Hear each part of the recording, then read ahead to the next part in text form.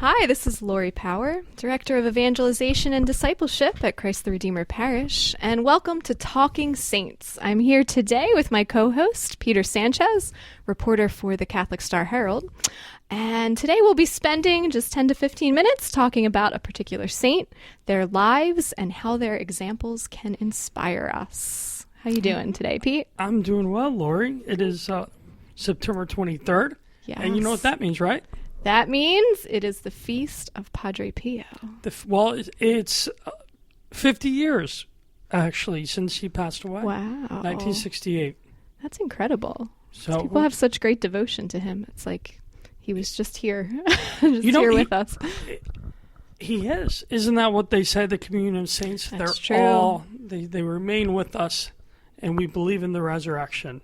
Yes. And he's still interceding for all of us today, I'm sure. I know many people have great devotion to him and have experienced miracles through his intercession. So, yes. Well, let's go over 100 years ago, 1887. In Pietrelcina, yes, Italy. Did I say southern that right? Italy. That sounds right. May 25th. It's a small country town located in southern Italy. His parents, you're better with the pronunciation. How about you? His given name was Francesco Forgione. Okay. And his parents were peasant farmers, so simple people, but pious people. They love the Lord. And it seems at an early age, even at the age of 5, he was determined to dedicate his life to God. He could see his guardian angel, Mary and Jesus, and he would speak to them. And he didn't realize when he was younger that was unusual or that other people couldn't see them too. So telling his friends, wait, you didn't see that? That's you didn't right. See you don't what? talk to your angel? But it's beautiful. He liked to sing hymns too. He played church. Oh, he played church? Yeah. Wow. I heard he got in trouble for taking on penances even as a child. Like his mom scolded him for sleeping on a stone floor once. So he was doing penance even from a very young age. So he had that quality. Wow. And his parents first learned of his desire to become a priest in 1897. A young Capuchin Friar was around the countryside looking for donations, and Padre Pio was at this time Francesco. He was drawn to him, and he told his parents, "I want to be a friar with a beard." With a beard? The beard. He was attracted to that? Okay. Yeah, his parents traveled to Marcone, 13 miles north, to see if the friars would take him in. But the problem was he needed more education. He had only 3 years of public schooling. That's right. And this is something that it's amazing, the sacrifices of parents in order to finance a private tutor that would need to educate Francesco. His father went to America to find work and just left his family and to help his son. And during this time, Francesco was confirmed.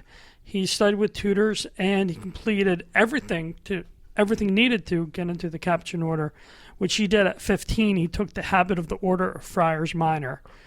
In 1903, January 22nd. Became Brother Pio. Yes. Why did he take that name, Laurie? I don't know. I didn't see that anywhere. Did you find anything? Yeah, well, he said he took it in honor of St. Pius V, the patron saint of his hometown, Pietrelcina. Oh, wonderful. Okay. And he was called Fra, which means brother, until his priestly ordination. And a year later, he knelt before the altar, made his first profession of the evangelical counsels of poverty, chastity, and obedience. And I love it. He traveled then by ox cart, which I don't know if there are too many more ox carts around, but he took it to the friary of St. Francis of Assisi, where he began 6 years of study for the priesthood. And he took his final vows in 1907. And so he was ordained a priest, and he was 23 years old. Yes, in 1910. Yes. But something happened within a month of his ordination, Laurie, which profoundly changed his life. What was that? I don't know if I... That was, he was praying in the Piano Romana, and Jesus and Mary appeared to him. This is September 7th, 1910. Jesus and Mary appeared to him, gave him the wounds of Christ, the stigmata, they didn't know what was going on, and the doctors, Pio didn't know, and he asked Jesus to take away what he called the annoyance. He said, I do want to suffer, even to die of suffering, but all in secret. And the wounds went away then, and he suffered, and it remained, he could continue what he was doing, praying in secret and living and suffering in silence, but only for a bit, as we'll see going through the story. So he first came in 1910, a month after he's ordained, 23 years old, and God took them away from him after he said, I want to suffer, but in secret. That's right. And wow. It's interesting. In that time, he apparently, after that, wrote a letter to his spiritual director and asked permission to offer his life as a victim for sinners. And he wrote, this desire has been growing continually in my heart so that it has now become what I would call a strong passion. It seems to be what Jesus wants. And I think shortly thereafter, it seems he did get permission to do so. And then shortly thereafter, in 1918, he did receive the stigmata visibly on his body. It came back 8 years later. And I think that's something, because it's one thing to suffer in silence, but then for others to be a visible sign of suffering. It's interesting. He was the first priest in the history of the church to have the stigmata, of course, and he related to St. Francis as well, who also received the stigmata, but Francis was not a priest, so it was significant in the history of the church. I think it just goes to show you what God wanted of him, to be a sign for him and to inspire, and through his courage, through Pio's courage, and through his life. Yes. Where people could see, because the wounds he had, I just remember the image of seeing him with his hands wrapped in bandages, and yes, because they would continue to bleed. That was incredible. But there wasn't any infection, and right. that's remarkable. And it was the 5 wounds, right? It was the 2 on the hands, the 2 on his feet, and the 1 in his side. Just like Christ. Okay. Yes. I mean, that's. And he also had great devotion to the Mass. So people who were with him would note that there were long pauses of contemplative silence at various parts of the Mass. And so sometimes his Masses could last several hours. And when he was even asked to shorten his Mass, he replied, well, God knows that I want to say Mass just like any other priest, but I cannot do it. So you could tell he was really connected to Christ's sacrifice, and so took the time in the holy sacrifice of the Mass to really enter into the Passion of Christ. He was drawn closer to the cross, as we've heard. Maybe you haven't heard. I don't know why I just said that, but I think when I hear the phrase "drawn closer to the cross," it's we're united in the sufferings with Jesus, and we achieve holiness. And it's something, God willing, I hope the stigmata is just a whole, I can get, I get sick, or, something happens to a family member or to a loved one, or I'm just not having a good day. But the stigmata is, that's such a specific unification with Jesus. That's true. And also the thing that I want to mention about Padre Pio is he was known for spiritual direction, and he had 5 rules for spiritual growth, Laurie. Okay, tell me. Weekly confession. So find a priest, and they do normally every week. They do, I think, Saturdays sometimes. In most parishes, you can find confession on a Saturday. Sure. Make a point. That's what Padre Pio would say, I'm sure. Make a point to get there. Yeah. Daily communion was 2. Wow. 3, spiritual reading. 4, meditation. And 5, examination of conscience. And he also said, he suggested every day 2 times of daily meditation and self-examination.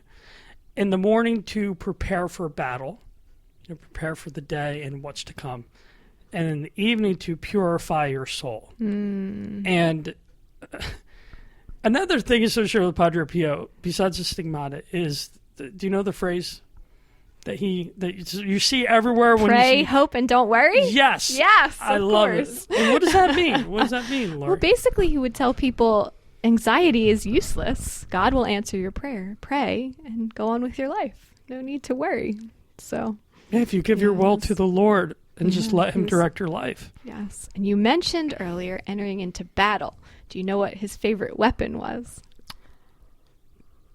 I'm assuming it was not a sword. That's right. It was not. What was it, Miss Power? The rosary, of course. Yes. He had unwavering, extravagant love for Our Lady. And that came through. He spoke of her often. He many times said, I wish I had a voice loud enough to tell all the sinners of the world to love Mary. She is the ocean across which one must travel in order to reach Jesus. Another friar once asked him, Father, is the Madonna at this moment in this room? And he answered and he said, wrong question, Father. You should have asked, did the Madonna ever leave this room? So that indicated that she was always there with him. He knew that she was there protecting him and was like his constant consolation. So, and regarding the rosary, this is interesting. Okay. He once said to one of the other friars, I still have 2 rosaries to pray today. I mean, I only said 34 so far, and then I'll go to bed after I say 2 more. Oh my gosh. Yes, I guess it was not unusual for him to pray over 30 rosaries a day. He must have constantly been at prayer. I imagine he had maybe the gift to be able to pray and do other things at the same time. I don't know. But, well, he did talk about he had supposedly had, I don't want to say supposedly, that's not right. He had the gift of levitation and the gift of bilocation. He had many charisms. He did my charism, goodness. Yeah. he maybe in the bilocation, maybe he was praying the rosary, one, and then they maybe that's I don't how know. He did it. But supposedly he it's amazing that the life of a saint, because supposedly he only had less than 2 hours of sleep every night. I saw that. So wait, his typical day, I was looking at this. So he would get up at 2:30 in the morning and begin his prayers and prepare for Mass. And he was able basically to carry on his apostolate, very busy apostolate, with just a few hours of sleep. And he only ate, the other friars said, maybe like 300 to 400 calories a day, like not enough to even keep a small child alive. So they were pretty shocked. It was noticeable, this particular gift. I mean, he typically, between Mass and hearing confessions, he would spend maybe 19 hours a day at work in his apostolate. He rarely left the monastery, never took a day's vacation. It was also interesting, I read, he never read the newspaper or listened to radio, and he often cautioned his spiritual children against watching television. So I can't imagine what he would say today about television and YouTube and all that we have at our disposal now. I think he'd say the same thing, turn Probably. it off. Yeah, I think so. He would. I mean, there is, granted, there is good stuff. That's true. That you can find, but frankly, I think, unfortunately, the bad outweighs the good. It's true. He would say, pray the rosary instead, I'm sure. See, that's the spiritual thing. reading. See, meditate. Imagine how much, they talk about statistics, how much the world watches TV. Imagine if that number was how much time people spent praying the rosary. You're right. And or just praying. Or praying, yes. I mean, the world could be changed. I'm convinced. And I think he was convinced too. Absolutely. And he, in 1940, he had lived, let's go back. So he was living at the San Giovanni Rotondo.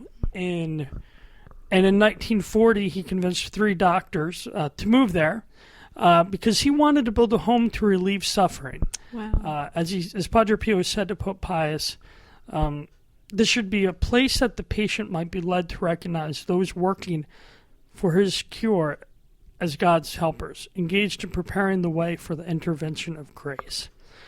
And after the war, a woman came to Italy to write an article on post-war reconstruction and came to the home, and she talked to one of the physicians, and she learned of this project, Home to Relieve Suffering, and she actually asked that this project receive a part of the funds designated for reconstruction, and the United Nations Relief and Rehabilitation Administration gave a grant of $325,000 for this project, which opened on May 5th, 1956, and a year later, Padre Pio, he announced that he was going to have a medical and religious center where doctors and interns could further their medical studies and Christian formation. Wow. So that's beautiful. He saw the physical healing and the spiritual healing. Yes. As, I mean, the devotion, I can't help but think, Laurie, that his physical sufferings were why he did this. Perhaps, yeah. He wanted to relieve the suffering of others. Yeah, and see, that's interesting. It brought him closer to Christ, but it probably brought him closer to mankind. You know, he could help them, and that's another true mark of a saint, where you care about others and you self-sacrifice. For somebody who already sacrificed so much with the stigmata, for him to keep going. And he offered it all for souls, for conversions. Yeah. So, yes, he was... I mean, it's... heroically selfless. Absolutely. That's a good word, heroically. And unfortunately, in the mid-1960s, his health began to deteriorate, but he still was able to say daily Mass. And he heard 50 confessions a day, Laurie, so he was getting less than 2 hours of sleep. Yeah, and 50 confessions. People were flocking, apparently, to Pietrelcina to see him. I also read he received so many letters from people just seeking his help that the brothers in his community had to help read them and process them, open them. Yes, so... yeah, he was well known even while he was still alive, certainly. Probably for some of those charisms that you referenced earlier. So I think you mentioned bilocation, levitation. He also had the gift of healing, prophecy. There was one story I read that in 1947, a young Polish priest visited him, and Padre Pio told him that he would rise to the highest post in the church. And of course, that priest in 1978 became Pope John Paul II. So he prophesied his papacy. Let's see. He also had the ability to abstain from both sleep and food beyond natural powers. As we mentioned, he ate and slept very little. He could read hearts. He had the gift of tongues, which means he could speak and understand languages that he had never studied or learned. The gift of conversions. Many who encountered him in confession were converted through that. He could see angels, and he also had the fragrance or odor of sanctity, it's been called, particularly from his wounds. So when he would enter a room, people would know he was there because they could smell that before even seeing him. So yes, incredible. The smell of roses? I think usually people say roses or a sweet scent. Yes. The thing that you were talking about, his prophecy to John Paul. You and I had an encounter with one of the diocesan priests here. We were talking about Padre Pio today, and he said that he was at a talk with a priest who had met him in Italy, and who met Padre Pio in Italy. Padre Pio told him he will be a priest one day. That was a little surprising to him because I think he was he graduated from the Naval Academy and was serving in the war and didn't necessarily see priesthood in his future. So no, I mean, I think Padre Pio had some fame. So if Padre Pio were to come to me and say, you're going to be a priest, I think I would immediately the next day. But I mean, it's amazing. I mean, with John Paul, and I think too what can't be lost, at least to me, is how he grew up. He didn't have a lot of money. He lived in he really lived poor and humble with his family. But his family had the bedrock of prayer. and you saw what his father did, crossing the ocean to provide for him. And the hard work, it's just that's all. He didn't have much, but he had the Lord. Yes. And he had the love of his family. And so many times when we've talked to saints, it seems their family is a big part of it. And it's true. There's no exception here. It's true. So he bore the stigmata for 50 years. Yeah. And when he was celebrating Mass on the anniversary of the date he received those wounds, just as miraculously as they appeared on him, they were healed at that Mass. And shortly thereafter, we know that on September 23rd, 1968, at the age of 81, he died as he had lived with his rosary in his hands. And his last words were, "Jesus, Mary," which he repeated over and over until his last breath. So, and he'd often declared to those around him, "After my death, I will do more. My real mission will begin after my death." So he's still praying for us today, certainly. Yes. And every year, locally, there's a Padre Pio shrine around here, which I've never been to. Have you been? I have not.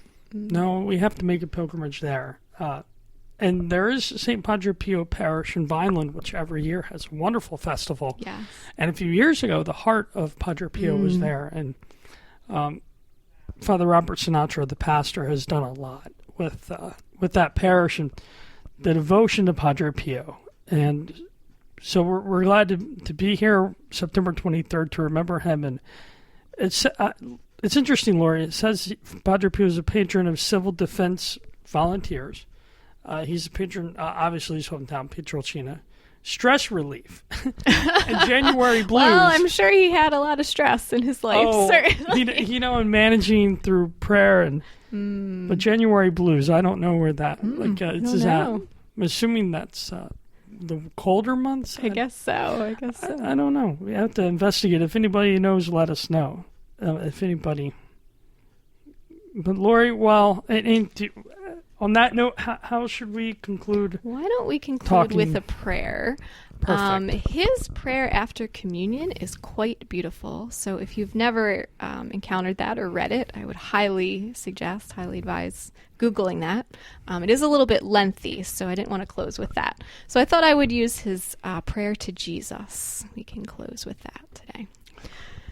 Oh, my Jesus, give me your strength when my weak nature rebels against the distress and suffering of this life of exile, and enable me to accept everything with serenity and peace.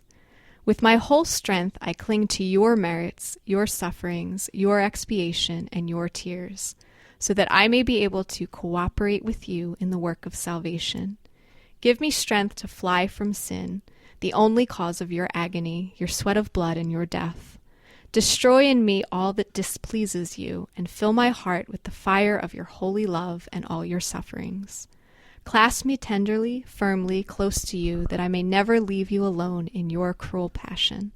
I ask only for a place of rest in your heart. Amen. Padre Pio, pray for us.